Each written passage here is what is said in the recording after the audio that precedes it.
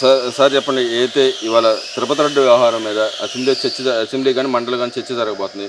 దాన్ని ఎలా చూడొచ్చు అంటారు? నిజంగానే చర్చ జరిగిద్ది అంటారా? తప్పనిసరిగా జరుగుతుందండి. చర్చ అనేది మాత్రం అసెంబ్లీలో జరగడానికి ఎక్కువ అవకాశాలు ఉన్నాయి.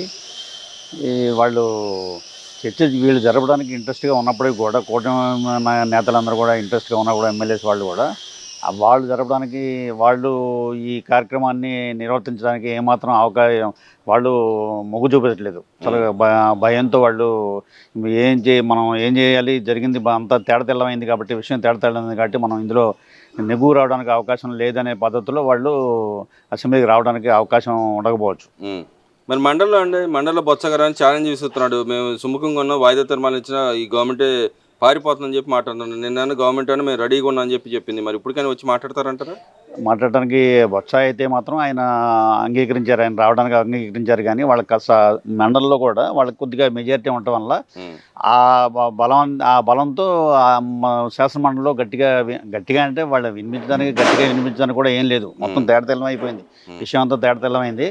దాంట్లో బొత్స ఊరికనే పైకి గంభీరంగా చెప్పడం, బింకాలు పలకడం తప్పితే అక్కడికి వచ్చేటికి ఆ చర్చ కూడా సక్సెస్ అవ్వదనేది మనం చెప్పడానికి అవకాశం ఉంది. అంటే మన జగన్మోహన్ రెడ్డి గారు ఇంత పెద్ద చర్చ జరుగుతున్నప్పుడు కనీసం ఆయన రావడానికి ఆయన ఏమైనా సొంత నియోజకవర్గానికి వెళ్ళిన పరిస్థితి, ఎందుకు వెళ్ళిపోయాడు అంటారు? ఇంత పెద్ద చర్చ నడుస్తున్న హిందూ మనోభావాలకు సంబంధించిన అంశము దేశం మొత్తం ఎదురు చూస్తూ ఉన్న దానికి ఎందుకు రాలేకపోతున్నాడు అంటారు? అది భయం అండి. అది ఎందుకంటే ఆయన పులివెందులు వెళ్ళి అక్కడ ఏదో నేను హిందూకి వ్యతిరేక కాదు, నేను కూడా హిందువుల నేను మద్దతు పలుకుతానన్న పద్ధతిలో తన నియోజకవర్గంలో ప్రజలను మభ్యపెట్టడానికి అక్కడికి వెళ్ళే నాటకమే తప్పితే అంతకన్నా ఏం లేదు.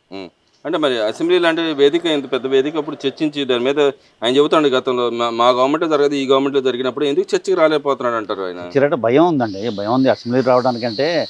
అంతకుముందు కూడా అసెంబ్లీకి రావడానికి ఇప్పుడు ఈ 11 ఉన్న తర్వాత ఇదివరకు ఎప్పుడైతే అసెంబ్లీలో చంద్రబాబు నాయుడిని వాళ్ళు మెచ్చిన వాళ్ళని కూడా దూషించిన సందర్భాలు అనేకం ఉన్నాయి. మిగతా వాళ్ళందరూ కూడా కొడాల నాని కానీ, అంబటి రాంబాబు కానీ చాలా దూషణ భాషణలు అసెంబ్లీలో చేయడం జరిగింది. ఎందుకంటే తను కూడా ఇదివరకు తను చేశాం కాబట్టి, ఇదివరకు వాళ్ళు చేశారు కాబట్టి మన మీద కూడా వాళ్ళు దాడి చేస్తారు అనేటువంటి ఒక భయంతో అసెంబ్లీకి రాకుండా, ఆ చర్చ పెట్టకుండా అట్లా చేస్తున్నారు వాళ్ళు.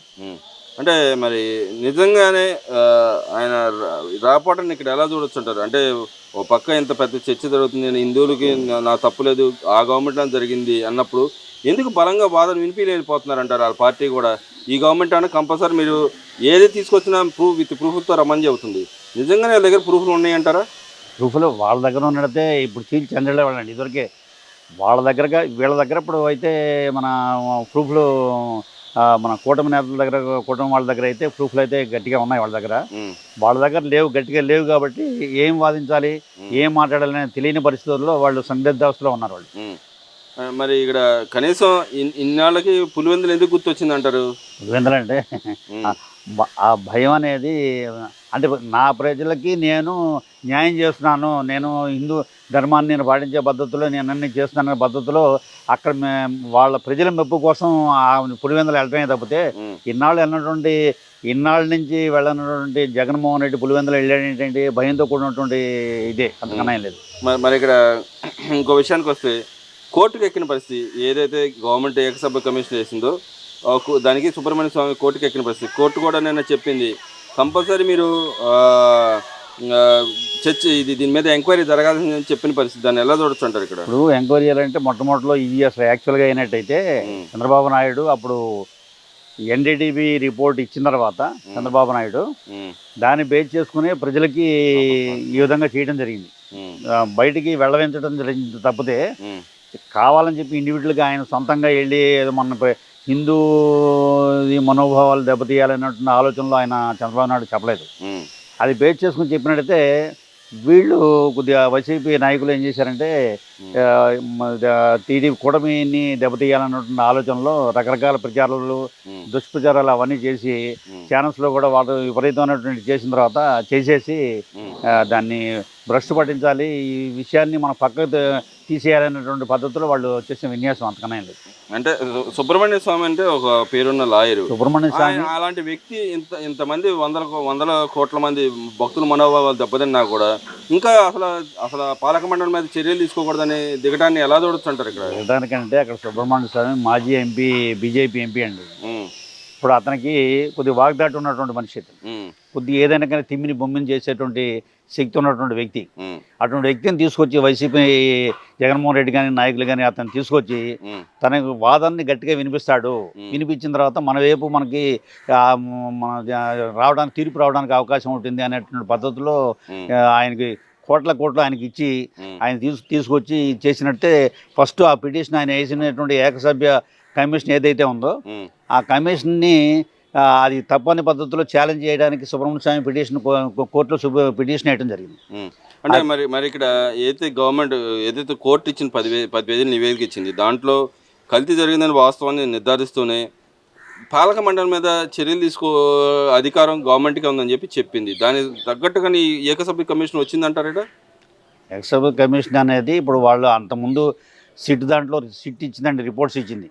ఆ సిట్ రిపోర్ట్ ఇచ్చిన తర్వాత ఇప్పుడు దాంట్లో ఏంటంటే అసలు వ్యక్తుల్ని అందులో ఇన్వాల్వ్ చేయకుండా వేరే ఆ సుబ్బారెడ్డి పిఏ ఏదో ఉన్నాడు చిన్నపరెడ్డి అని చెప్పేసి ఆ చిన్నపరెడ్డి మీద తోసేసి ఈ కేసులోంచి మనం బయటకు వచ్చేద్దాం అన్నటువంటి ఆలోచనలో వాళ్ళు చేసినటువంటి విన్యాసంలో అదేం చేసిందంటే దాంట్కి సంతృప్తి చెందకుండా తర్వాత రాష్ట్ర ప్రభుత్వాన్ని ఆ సిట్ వాళ్ళు అడిగారు, మీరు దానికి ఇది సిట్లో ఉన్నటువంటి విషయాలన్నీ కూడా వెల్లడించారు. వాళ్ళు వెల్లడించి దాంట్లో మీరు రాష్ట్ర ప్రభుత్వం తీసుకోవాల్సినటువంటి ఇక ఫర్దర్గా మీరు తీసుకోవాల్సిన చర్యలు మీరు తీసుకోండి అని చెప్పడం జరిగింది.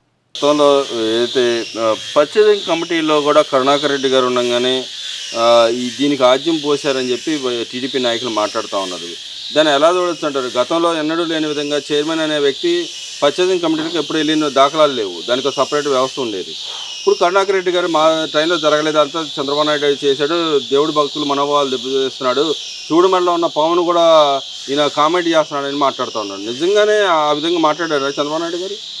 ఆ విధంగా మాట్లాడలేదు, ఏదో అసత్య ప్రచారం చేయడానికి. తర్వాత ఆ కమిటీలో ఉన్నటువంటి కమిటీ నిర్ణయించుకుని దాని ప్రకారం ఈ కరుణాకర్ రెడ్డి ఇప్పుడు అన్ని మతస్థుడు అతను.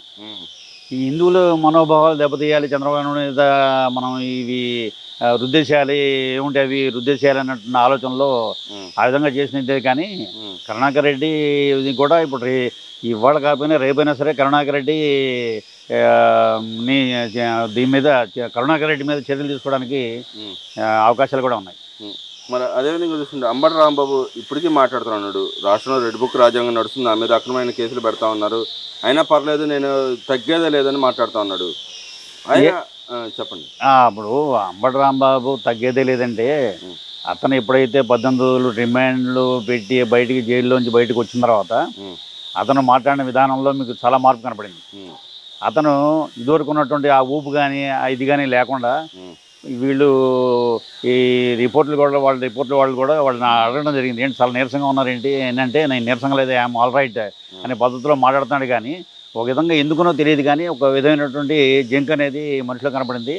దానికి తగ్గట్టుగా ఏంటంటే రాంబాబు కూడా తర్వాత వాళ్ళ అమ్మాయి కూడా వచ్చి ఏమి తెలియని పద్ధతిలో ముద్రగడ పద్మనాభం వాళ్ళ పేర్లు వీళ్ళ పేర్లు చెప్పుకొచ్చి ఏదో పబ్బం గడుపుకోవడానికి మాట్లాడే మాటలు కూడా చాలా అసహ్యకరంగా ఉన్నాయి. అమ్మాయి ఇదివరకు వచ్చినప్పుడు అతను చేసినటువంటి మాటలు మాట్లాడినటువంటి అసెంబ్లీలో కానీ మిగతా చోట కూడా చంద్రబాబు నాయుడు కానీ ఇతర పవన్ కళ్యాణ్ కానీ వాళ్ళని తిట్టినటువంటి సందర్భాలు అనేకం ఉన్నాయి. ఇవి వాటిని ప్రస్తావించకుండా అమ్మాయి కూడా ఏదో ప్రచారంలోకి వచ్చి ఇప్పుడు ఇది లేకపోయినా కూడా నేను లేకపోయినా సరే నా ఈ విషయాల్లో కూడా మా అమ్మాయి ఉంది అనే పద్ధతిలో అంబటి రాంబాబు చెప్పుకోవడం జరుగుతుంది. అంటే ఇక్కడ మరి ఒక విషయానికి వస్తే ఆయన అంటున్నాడు, నా పవన్ కళ్యాణ్ ఇటు నాగబాబుని తిడతాను, నీ అన్న నాకు సపోర్ట్కి వచ్చాను, మీరు ఇంతమంది ఖండించలేదు, ఇంకా సపోర్ట్ చేస్తున్నారని మాట్లాడుతున్నారు.